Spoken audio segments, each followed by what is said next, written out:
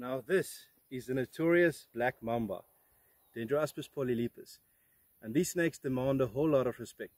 It's the most feared and most deadly snake in South Africa, having a very potent neurotoxic venom which disrupts your nervous system. There's also some cardiotoxins in there as well, which causes cardiovascular collapse. Its venom is quite complex. Now these snakes can reach size up to 3.8 meters, but with extreme specimens it's possible to find them a little bit bigger than that, but it's very uncommon. But they grow quite fast. They can grow up to 2 meters in their first year, and they'll hunt all sorts of birds, amphibians and small mammals. Now these snakes are diurnal, so they're active during the day, and are also quite arboreal, so you often find them in the trees. Now they're very fast snakes. They can move up to 12 to 15 kilometers per hour. But have a look at that.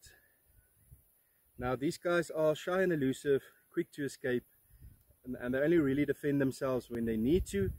So when you push them in a corner or you agitate them, then they'll start puffing, and they'll also expose the black mouth, and that's where the name comes from, black mamba, not the color of the scales.